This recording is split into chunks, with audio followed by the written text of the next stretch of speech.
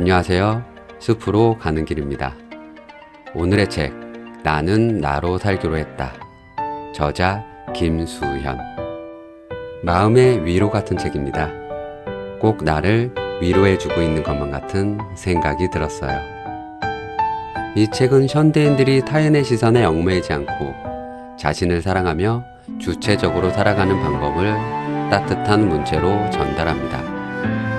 저자는 사회가 정한 기준에 맞추느라 진짜 나를 잃어버리지 말라고 이야기해요. 우리는 늘 좋은 사람, 성공한 사람, 남들에게 인정받는 사람이 되기 위해 애쓰지만 정작 중요한 건 내가 행복한가 라는 거죠.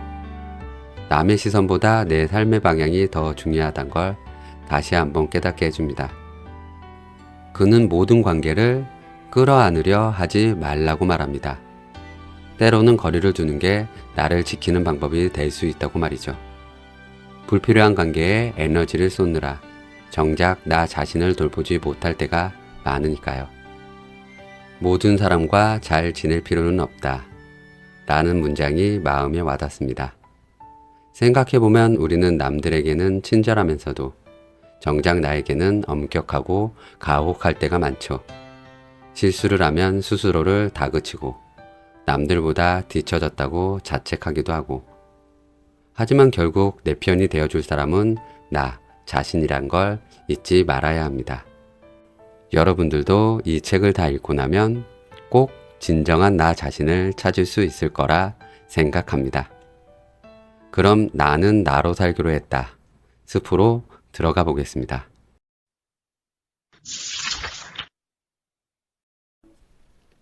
스스로에게 변명하지 않을 것.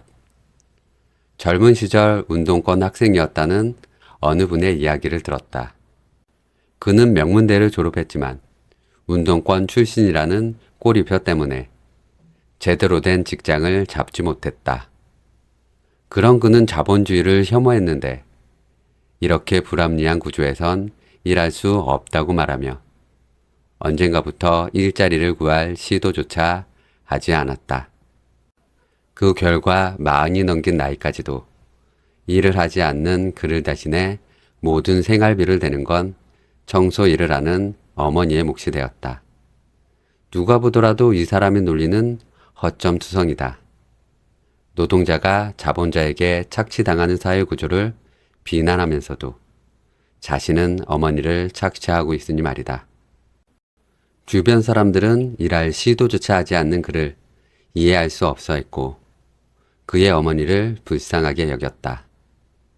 대체 무엇이 그를 이토록 이해할 수 없는 사람으로 만들었을까? 짐작하건대 당시 명문대를 나왔던 그는 스스로에 대한 기대도 이상도 높았을 거다. 하지만 운동권이었다는 이유로 자신의 존재가 부정당하는 현실에서 얼마나 많은 무력감과 좌절감을 느껴야 했을까?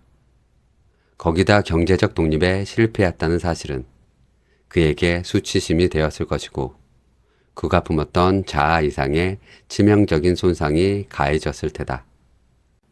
자신에 대한 수치심, 무가치함은 사람이 가장 견디기 힘들어하는 감정이다.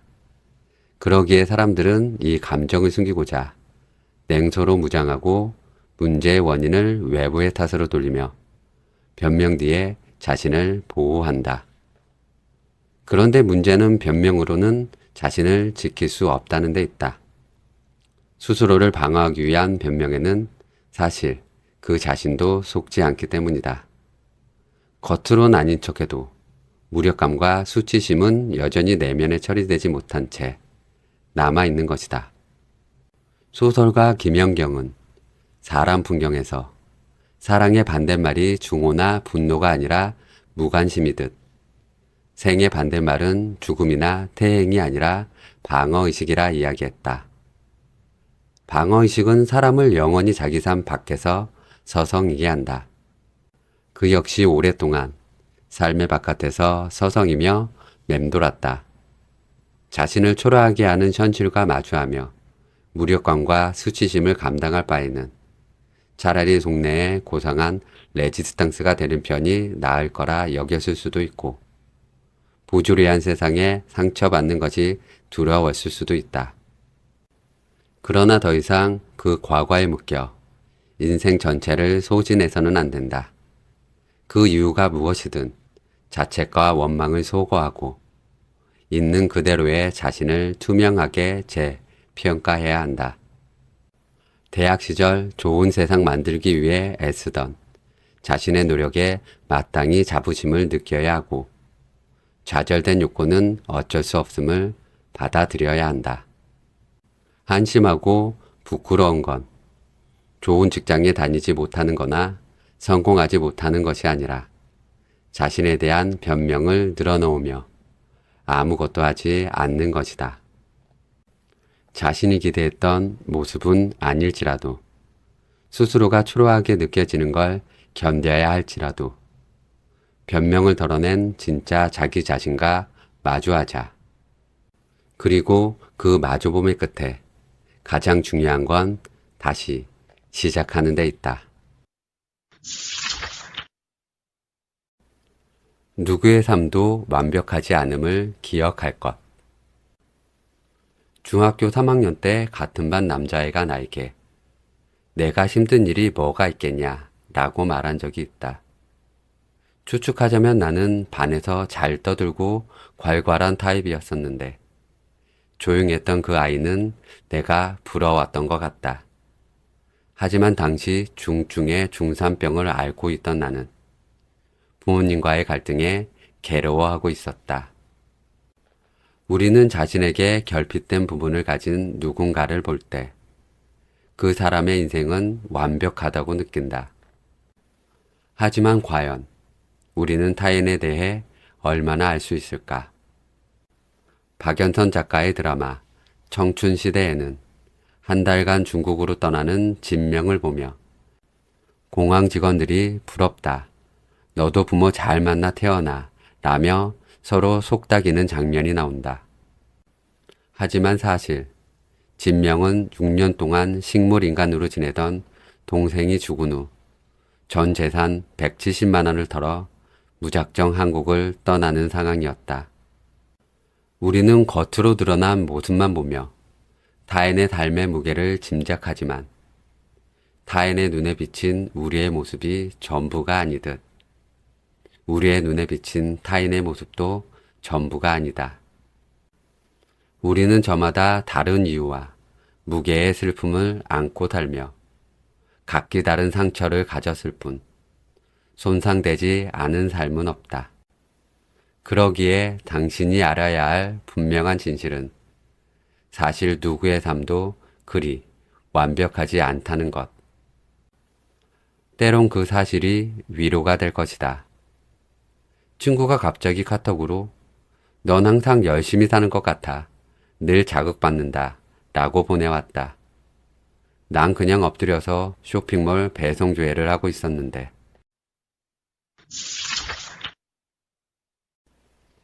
보통의 존재로 충분히 행복할 것. 어린 시절 차를 타면 언제나 해가 나를 따라온다고 생각했다. 그리고 언젠가 세일러문 정도의 마법 소녀가 되는 걸 상상하곤 했다. 물론 성인이 되어서 이런 생각을 계속한다면 중증의 과대망상 판정을 받기 딱 좋을 것이다. 그래도 나이를 먹으면 악의 무리로부터 세상을 구하는 영웅은 아닐지라도 어딘가 특별한 어른이 되어 있을 것만 같았다. 하지만 현실의 나는 평범한 어른으로 자랐다. 화려한 삶도 아니며 무한의 자유를 누리지도 않는다. 여전히 소고기는 마음껏 사먹기 어렵고 좁은 생활 반경 속에서 멋없는 일상을 반복한다. 그런데 생각해보면 평범한 어른 중에 한 사람이 되었다는 사실을 깨닫는 지점, 어린 시절 내가 품었던 이상을 떠나보내는 지점, 어른의 사춘기는 그 지점에서 오는 게 아닐까? 물론 그 순간이 슬프고 씁쓸하기는 하다. 하지만 어린 시절의 환상과 기대감에서 벗어나 보통의 존재로서 자신의 삶을 꾸리는 것. 어른의 숙제란 그런 것일지도 모른다. 나는 앞으로도 세일러문이 되어서 지구를 구할 일도, 월이 뽑힐까 점심을 먹을 일도, 수로본 대학의 교수가 될 일도 없을 것이다. 하지만 내가 원하는 건 나의 동창들이 내 소식을 듣고 배가 아파 복통을 일으키는 것도 아니고, 친척들이 가문의 영광이라며 나를 우러러 보는 일도 아니다. 대신 내겐 쓰고 싶은 글이 있고, 더 알고 싶은 궁금한 것들이 있다. 가족들과 더 많은 시간을 보내고 싶고, 수영을 배워서 바다에서 마음껏 시간을 보내고 싶고, 다양한 관점을 가진 사람들을 만나며 나의 세계를 확장하고 싶다. 내 삶에는 많은 제약이 있고 보장된 것은 없지만 보통의 삶에도 허락된 많은 것이 있다. 어른의 사춘기는 지금의 자신을 인정하고 그 안에서 자신의 삶을 채울 수 있을 때 종결되는 것이며, 우리는 그 순간 진짜 어른이 될 것이다. 나를 평가할 자격을 주지 않을 것. 예전에 친구가 소개팅을 했던 남자는 친구에게 좋아하는 운동이 있냐고 물으며 골프나 승마 같은 건 안 좋아하냐고 물었다고 한다. 이건 사실 취미가 아닌 상대의 경제력을 가늠하기 위한 질문. 남자든 여자든 이성의 경제력을 보는 게 나쁜 건 아니다. 나 역시도 분명 자유로울 순 없다. 하지만 먹고 사는 문제를 무시할 수는 없는 것과 쉴 새 없이 계산기를 두드리는 소리를 내며 사람의 모든 걸 숫자로 환원하는 건 좀 다른 문제다. 사는 집을 확인하고 연락이 없다는 사람. 부모님 지갑을 확인하는 것에 모든 대화를 쏟는 사람. 그런 상대들 앞에서 누군가는 답안지를 제출한 아이처럼 상대가 나에 대해 내릴 평가에 불안하다고 했다. 그런데 한편으로 생각해보면 그리 불안해할 필요가 있을까? 내 경우를 말하자면 아무리 능력이 있다 해도 숫자를 지나치게 좋아하는 사람은 삶의 기쁨이 너무 단출할 것 같아서 전혀 매력적이지 않다. 한마디로 내 취향이 아니다. 그러니까 그 사람에겐 내가 자격 미달이겠지만 그 사람도 내겐 자격 미달인 거다. 내게 필요한 건 나와 닮은 단 한 사람일 뿐이지 그들이 아니며 그들만 나를 평가할 수 있는 게 아니다. 그러니 만약 누군가 우리를 숫자로 평가한다면 놀고 있네. 니들은 어차피 다 탈락이야 이것들아. 주눅들만큼 겸손하지 말 것. 책을 내고 난 후 종종 친구들은 나를 김작가라 불렀다. 하지만 친구들끼리 장난처럼 하는 말일 뿐 나는 나를 작가라 여기지 못했다. 작가의 사전적 의미는 글이나 그림 등의 창작 자유일 뿐임에도 작가의 자격 앞에선 늘 민망하고 어색했다.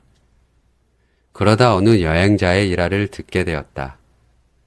여행자는 유럽 술집에서 한 바텐더를 만났는데 바텐더는 여행자에게 자신을 시인이라고 소개했다. 그 말에 여행자가 당신 이름으로 나온 시집이 있나요? 라고 물었고 바텐더는 아니요, 시집을 낸 적은 없지만 시를 쓰기 때문에 시인이죠. 라고 답했다.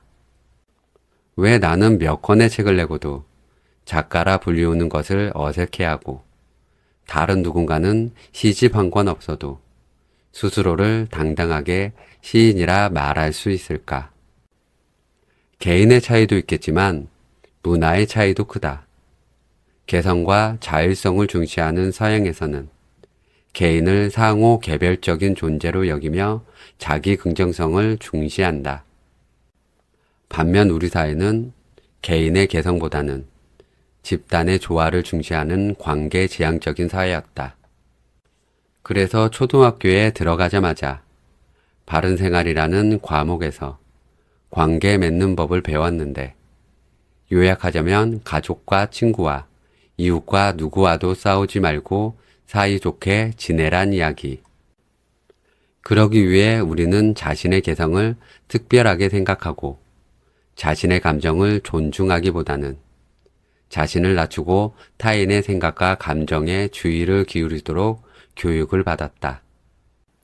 영화에는 대응할 단어조차 없는 눈치가 우리는 유난히 발달한 것도, 때론 자기 비하에 가까운 겸손도 이러한 문화에서 나온다. 그리고 그 오랜 수련의 결과 사람들과 잘 어울리기 위하여, 주제 파악 못하고 꼴값 떤다는 소리를 듣지 않기 위하여 고도의 눈치와 겸손을 발휘하며 끊임없이 자신의 자격 앞에서 머뭇거린다. 물론 겸손도 타인의 감정을 배려하는 것도 미덕이다. 그러나 덕도 지나치면 독이 된다. 겸손과 배려의 가치는 눈치를 보며 주눅 드는 것이 아닌 타인에 대한 존중에 있을 뿐이고, 타인의 감정을 염려하느라 정작 자신의 감정을 돌보지 못한다면 그 무엇도 미덕이 될 수 없다. 그러니 당신이 지칠 만큼 눈치를 볼 필요도, 주눅들 만큼 겸손할 필요도 없다. 당신이 가장 먼저 존중해야 할 사람은 언제나 당신 자신이다.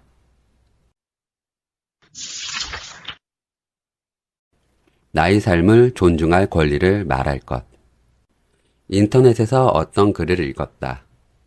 글쓴이는 레스토랑에서 아르바이트를 하고 있었는데, 손님으로 온 한 아주머니가 글쓴이를 가리키며 딸에게 공부 안 하면 저렇게 된다 라고 말했다. 의문의 일패를 당한 글쓴이는 불쾌했다. 그녀는 경험을 쌓기 위해 아르바이트를 하는 것뿐이고, 동료 역시 명문대를 다니고 있었기 때문이다. 그때 마침 중국인 손님이 들어왔고, 중국 유학 경험이 있었던 그녀는 유창한 중국어로 주문을 받았다. 그러자 그 모습을 본 아주머니가 놀라며 겸함쩍했다는 이야기였다. 이 글을 읽은 사람들은 그 아주머니를 비난했다. 하지만 과연 글쓴이는 그 아주머니와 얼마나 다를까? 글쓴이는 계속해서 자신이 단순 노동자가 아니라 그저 경험을 쌓기 위해 일하는 아르바이트생임을 강조했다. 그녀의 절절한 항변은 아주머니의 언행 자체가 아니라 내가 그런 취급을 당할 사람이 아닌 것에 맞춰져 있었다. 한마디로 그녀는 억울하다. 자신은 경험을 위해 아르바이트를 하고 있을 뿐, 공부를 안 해서 저렇게 된 이들과는 다른 존재인데 말이다. 한때 유행하던 공부 자극 굵기가 있다. 대학 가서 미팅할래? 공장 가서 미싱할래? 1에서 3등급은 치킨을 시키고, 4에서 6등급은 치킨을 튀기고, 7에서 9등급은 치킨을 배달한다.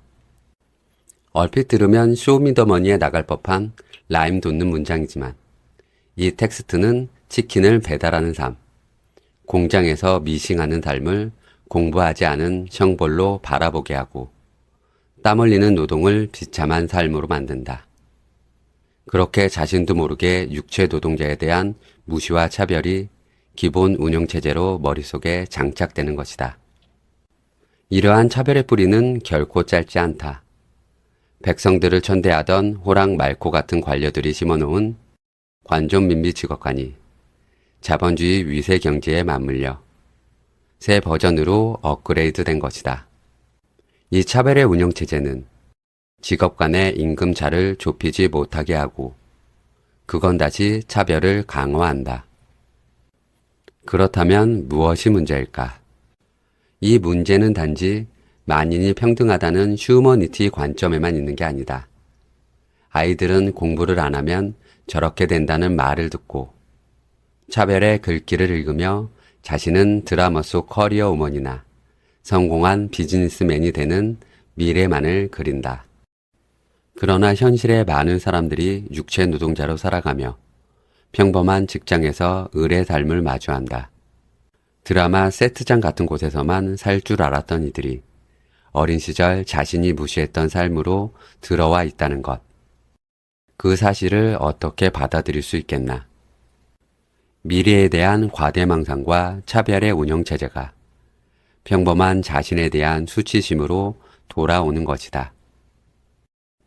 자신이 그들과 같다는 걸 도저히 인정할 수 없는 것. 이는 결국 자기 혐오로 향한다. 노동자에 대한 차별과 멸시의 부작용은 다른 쪽에서도 진행된다. 은근한 차별과 멸시를 품고 치킨 배달을 하지 않기 위해, 공장에서 미싱하지 않기 위해 안간힘을 쓰는 것. 그 속에서 배움에 대한 유의와 호기심이 아니라 무시와 차별에 대한 불안감과 긴장감이 공부의 동력이 된다. 물론 일시적인 불안과 긴장감은 능률을 높이고 동기를 제공한다. 하지만 삶의 동력으로 불안과 긴장만이 남았을 때는 아로나민 골드로도 풀 수 없는 마음의 만성 피로가 만들어진다. 부모가 자식의 행복을 위한다며 내뱉었던 말들이 자식을 만성적인 불안감으로 내몰았던 것이다. 그렇게 해서 원하는 곳에 닿으면 만사가 형통할까? 차별과 멸시에 대한 공포로 얻은 성취에는 오만만이 뒤따른다. 다른 내면의 힘 없이 오만만 증식되는 건 안정장치 없이 고층 빌딩 위에서 서 있는 것과 비슷하다. 상시적인 고소공포증, 즉 추락에 대한 공포만이 커질 뿐인데 오만이 클수록 추락의 충격도 클 수밖에 없다. 그걸 보여주는 게 전 조선일보 논설고문 이규태의 글이다. 그의 글을 빌리자면 상황이나 사정이 바뀌면 자연스레 하향을 해야 하지만 한국인은 사정이나 상황이 달라져도 하향은 끝내 하지 않으려 하고 어쩔 수 없이 하향을 하게 될 때는 처참하고 처절한 심경에 빠진다. 인생이라는 게 이렇게도 저렇게도 살 수 있는 것임에도 차별과 멸시가 내면화되면 하향이란 처절하고 비극적인 추락인 거다. 그렇게 차별은 손가락질 받는 이들을 수치스럽게 하고 손가락질하는 이들을 불안하게 한다. 결국 그 누구의 삶에도 도움되지 않는 것이다. 만약 당신이 끊임없이 불안을 충전하고 있다면 혹은 당신이 꿈꿨던 미래와 동떨어진 삶을 살고 있는 자신에게 수치심을 느껴야 한다면 스스로에게 알려주어야 한다. 삶이란 이럴 수도 저럴 수도 있는 것일 뿐 그 어떤 삶도 잘못된 것이 아니라는 사실을. 열심히 사는 것도 열심히 배우는 것도 마음껏 하시라. 하지만 누구의 삶도 모욕할 수 없다. 우리는 각자의 삶을 존중하며 살아갈 권리가 있다. 단단한 자존감을 다질 것. 알랭드 보통은 어린이 된다는 건 냉담한 인물들, 속물들이 지배하는 세계에서 우리의 자리를 차지하는 의미라 했다. 살아보니 세상은 동화 같지 않다. 갑질에 분개하는 것이 새삼스러울 만큼 차별은 일상에 만연하고 속물의 조건적 관심에 의아한 척하며 무시하려 해도 마음은 주머니 속에 넣어둔 쿠쿠다스처럼 부서진다. 그래서 사람들은 자존감을 높여야 한다고 말한다. 세상의 기준과 평가에 상관없이 스스로를 존중하는 마음을 키우라고. 그래, 말은 잘 알겠는데 그게 왜 쉽지가 않을까? 자존감은 기본적으로 어린 시절의 경험과 부모의 양육 방식에 영향을 받는다. 부모와 애착 경험이 부족하거나 학대, 조롱, 방치, 비난을 경험한 경우 자존감 문제에 시달릴 수 있다. 하지만 그렇다고 자존감이 어린 시절 경험에만 의존해 평생 고착되는 것은 아니다. 살아가면서 변한다. 자존감의 원리를 연구한 심리학자 다니엘 브랜드는 건강한 자존감을 위한 두 가지 기능을 자아효능감과 자기존중감이라고 말한다. 자아효능감이란 현실적인 문제에 대처할 수 있다는 자기신뢰이자 자신감이고, 자기존중감은 스스로를 존중하며 사랑받을 가치가 있다고 여기는 마음이다. 그런데 우리는 자존감을 적절하게 지켜낼 수 있는 사회에서 살고 있을까? 건강한 자존감을 지니며 자라왔다 해도 수십 장의 이력서가 거절당하고 생계의 위태로움과 불확실함을 느끼는 상황에서 스스로 삶을 운영할 수 있다는 자아효능감을 느끼기는 어렵다. 게다가 조건적으로 쉽게 서열을 나누며 차별을 권하는 사회에서 있는 그대로의 자신을 존중하라는 건 어쩌면 체면에 걸리자는 말에 가까울지도 모른다. 세상은 자존감 없이 점점 버티기 힘든 곳으로 변해가는데 개인은 자존감을 세우기가 점점 어려워지는 것이다. 그럼 우리는 어떻게 해야 돌림 노래처럼 반복되는 자존감 문제를 해결하고 이 냉담한 세상에서 우리 자리를 차지할 수 있을까? 개인의 영역에선 두 가지 축으로 이루어져야 하는데 그 첫 번째 축은 사회적 존중이라는 자존감의 토양을 다지는 것이다. 존중이 시소송을 지닌 경제제가 될 필요는 없다. 사실 돈이 드는 것도 아니지 않은가. 존중이 누구에게나 얻을 수 있는 공공재가 된다면 우리는 존중받으려 쩔쩔매지 않아도 된다. 그러니 존중을 공공재로 만들자. 서로에게 존중의 연료가 되어주자. 직급에 따라, 자산에 따라, 직업에 따라, 겉모습에 따라 선벌적으로 존중을 보내는 것이 아니라 자신에 대해서도 타인에 대해서도 조건 없는 공정한 존중을 보내는 것이다. 두 번째 축은 개인 스스로가 자존감에 대해 보다 본질적으로 이해하고 실천하며 자기 내면의 힘을 기르는 일이다. 이를 위해서는 진짜 자존감을 구분하며 자존감의 의미를 이해할 필요가 있다. 자존감은 우월함에 비롯된 우쭐함도 아니고 누군가에게 사랑받고 인정받아서 얻어지는 일시적인 만족감도 아니다. 자존감을 올리는 세 가지 방법 정도로 단순하게 요약될 수 없다. 자존감의 본질은 자신에 대한 신뢰이자 행복을 누릴 만한 사람이라 여기는 자기 존중감에 있다. 이건 정신승리로 얻어지는 것이 아니기에 아무것도 하지 않는데 자신을 신뢰하긴 어렵고 자신의 신념과 반대되는 삶을 살면서 자신을 존중하기도 어렵다. 자존감은 스스로가 믿고 존중할 때 내면의 세계를 세우고 그 신념을 바탕으로 삶을 선택하고 행동하며 책임을 지는 삶의 일련의 과정에서 얻어지는 내면의 힘이다. 그런데 여기에는 중요한 게 있다. EBS 다큐프라임 아이의 사생활에서는 부모의 태도가 자녀의 자존감에 미치는 영향을 실험했다. 실험에 참여한 아이들에게 퍼즐 조각이 주어졌는데 과제를 어려워하자 자존감이 낮게 평가된 아이의 부모는 대신 해결해 주려고 했고 자존감이 높게 평가된 아이의 부모는 아이가 스스로 해결할 수 있도록 기다려 주었다. 자존감의 재료인 자기 신뢰와 존중, 사소할지라도 문제를 해결하고 목표를 달성하는 성공 경험이 축적될 때 생겨난다. 그리고 실험에서 보여주듯이 중요한 건 그 주체가 자기 자신이 되는 일이다. 스스로를 충분히 의식하지 못한 채 타인과 사회의 시선에 질질 끌려 사는 것으론 결코 자존감에 닿을 수 없다. 그러기에 단단한 자존감을 세우기 위한 첫걸음은 분명하다. 나답게 살아가는 것. 그럼 나다운 삶에 다가가는 법에 대해 알아보자. 나다운 삶을 찾을 것. 드라마에서 남자 주인공이 너답지 않게 왜 이래? 라고 말하면 여자 주인공은 도끼 눈을 뜨고 이렇게 대답한다. 나다운 게 뭔데? 그러게 말이다. 이 유명한 클리셰만큼이나 나답게 살아야 한다는 건 익히 들어 알겠는데 나다운 게 뭔지 도통 알 수가 없다. 왜 우리는 나다운 게 무엇인지 잘 알지 못할까? 발달 심리학 박사 제임스 마샤는 자연 정체성의 성취 정도에 따라 정체성을 네 가지 유형으로 구분했다.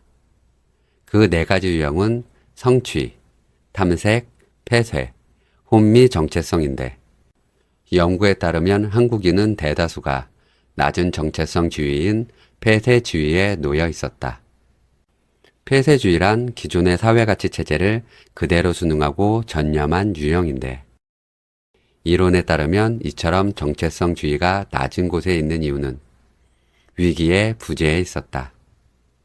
인생에 위기가 없었다니 뭔 소리인가 싶을 수도 있겠지만 여기서 말하는 위기란 보이시피싱을 당하거나 월요일 아침 출근 시간에 폭우가 쏟아지는 일이 아니라 목표, 가치, 신념에 대해 자문하여 투쟁한 적이 없음을 의미한다.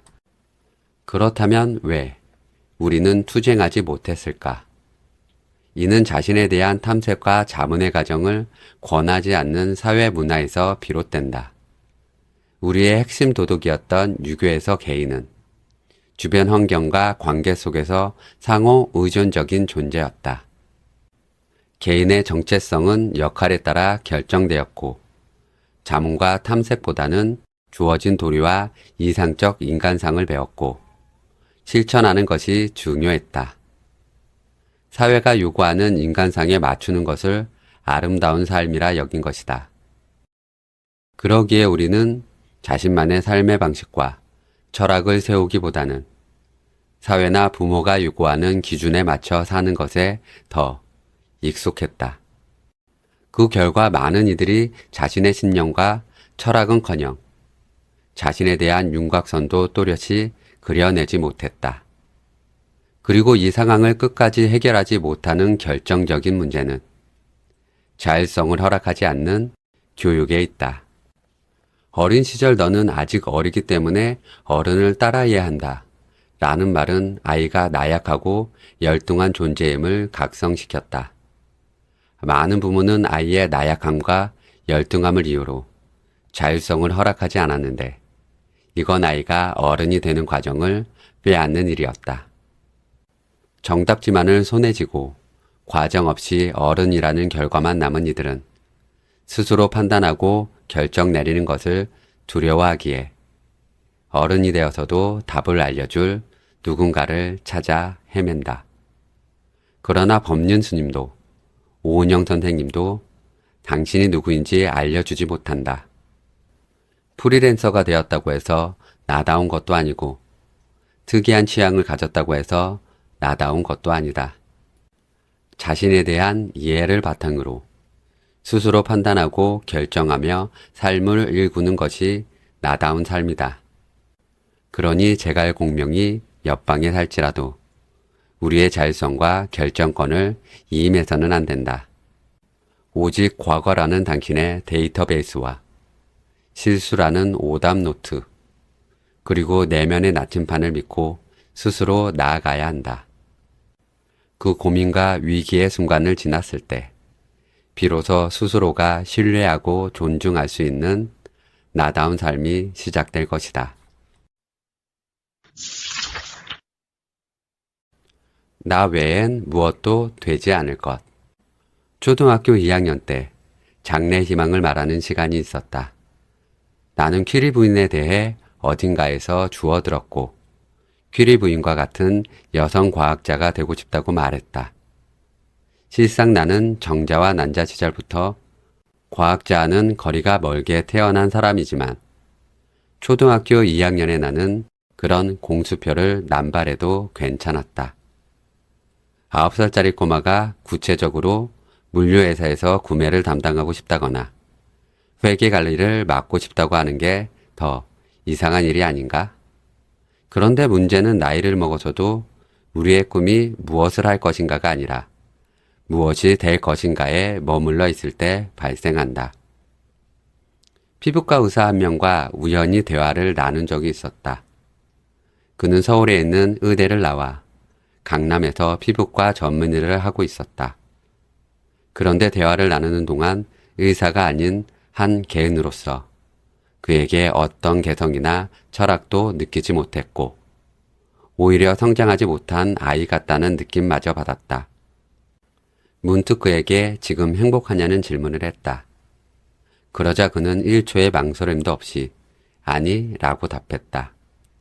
남들이 보기엔 그럴듯한 직업을 가졌다고 할 수 있겠지만 그는 더 좋은 학벌을 갖지 못함에, 더 큰 병원에서 일하지 못함에 아쉬워했다. 사회적으로 인정받는 직업을 가진 이들도 실제로는 행복하지 않은 경우가 많다더니 그가 그런 사람이었다. 열심히 공부하는 것에 매달려 청소년기를 보냈던 그는 의대에 갈 수 있어서 의대에 갔다고 한다. 다른 생각을 할 여유는 없었고 빡빡한 의대 생활과 인턴 및 전공 과정을 거쳐 지금에 이르렀다. 그런데 그는 왜 행복하지 않을까? 그는 사회적 지위와 경제적 안정, 주변 사람들의 인정을 쫓았다. 하지만 자신의 내면은 바라보지 못했고 이는 그의 내면을 공허하게 만들었다. 그런 그에게 중요했던 건 의사가 되는 것이었다. 자신의 공허한 내면과 희미한 정체성을 채우기 위해 의사라는 직업적 정체성에 기댄 것이다. 그런데 그는 여전히 행복하지 않았다. 의사가 되면 해결될 것이라 여겼지만 더 큰 병원과 더 높은 연봉과 더 좋은 배경을 갈망했고 텅 빈 내면은 외적 가치로 채워질 수 없었다. 물론 한 개인에게 직업은 단순히 돈벌이만을 의미하지는 않는다. 하지만 직업이란 보다 자기다워지는 일이지 없는 자아를 창조하는 일은 아니다. 시작이 되는 눈뭉치가 있어야 눈덩이를 굴릴 수 있다. 내면은 돌보지 못한 채 외면의 가치만을 쫓는 한 언제나 비교 속에서 살 뿐 결코 진짜 행복과 자존에는 닿을 수 없으니 우리에게 절실한 건 우리를 증명할 명함이 아니라 누구에게도 증명할 필요가 없는 나 자신이 되는 것이다. 진짜 나 자신을 대면할 것. 사실 나는 한번 감정이 크게 상하면 잘 잊지 않는다. 쟤는 이기적이야. 그 친구는 앞뒤가 달라. 저 사람은 무례해. 꼬리표를 붙이고 미워하는 마음을 품었다. 상대를 나쁜 사람으로 규정하니 그 사람을 미워하는 것도 마땅하게 느껴졌다. 그리고 더 솔직하게 고백하자면 내가 잘못한 일에 대해선 내가 철이 없었다. 인간적으로 할 수 있는 실수였다. 정도로 여기곤 했다. 그런데 문득 과거를 곱씹다가 왜 상대의 잘못은 철이 없던 인간적인 실수로 여기지 못했을까 하는 생각이 들었다. 사실 못난 마음이야 누구에게나 있고 실수는 늘 벌어지며 내가 서툴렀던 것처럼 상대 역시 그저 서툴렀던 건데 말이다. 아무래도 제일 악당은 내가 아니었을까 싶다. 그동안 나는 내가 좋아하는 면들만 나라고 생각했다. 누군가를 미워하며 나는 잘못한 점이 없는 완벽한 사람처럼 굴었고 내가 좋아하지 않는 나의 다른 면들이 드러날 땐 못 본 척, 모른 척 지나갔다. 내가 좋아하지 않는 면들은 내가 아닌 척 위장했던 거다. 나는 나 자신에 대해 얼마나 오만했는가. 분석 심리학자의 창시자 카를 구스타프 융은 개인을 숨기고 싶어하는 성격의 종합 그림자라 이야기하며 누구나 그림자가 있다고 주장했다. 그의 말에 따르면 그림자는 완전히 제거될 수 없으며 건강한 내면을 갖기 위해서는 그림자와 화해하는 것이 최선의 방법이다. 우리는 한 사건에 대하여 한 가지 감정만 갖는 게 아니며 누구나 인정하기 싫은 찌질함과 이기적인 마음, 흑역사가 있다. 그런데 내면의 그림자를 보기 싫다고 모른 척하면 마음에는 내가 출입할 수 없는 공간들이 생겨나게 된다. 그러면 자기 개념은 뒤죽박죽되어 자신을 제대로 인식할 수도 통제할 수도 없게 된다. 우리가 보다 건강한 내면을 키우기 위해서는 자신의 부족한 모습까지 자각하고 반성하며 받아들이는 것이 필요하다. 그러니 자신의 싫은 면들도 인정하자. 있는 그대로 자신을 만날 때 감춰둔 욕망의 허용치를 들을 수 있고 그 허용치만큼 자신과 타인에 대해 관대해질 수 있다.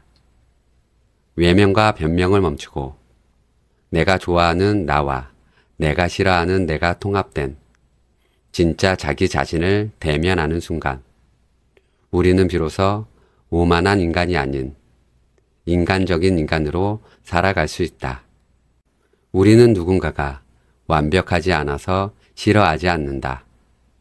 완벽한 척하는 그 오만함에 질리는 거다.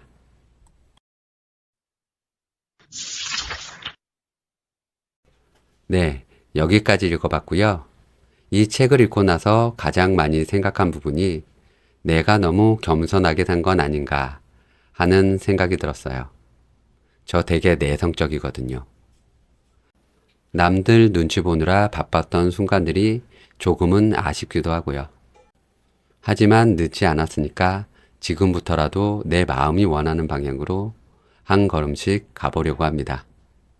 여러분들도 혹시 남의 기대에 맞춰 살고 있다면 잠시 멈춰서 나는 어떤 삶을 살고 싶은가 한번 생각해 보면 좋을 것 같아요. 그럼 오늘 이야기는 여기까지. 다음에도 좋은 책으로 또 만나요. 우리 나답게 살기로 해요.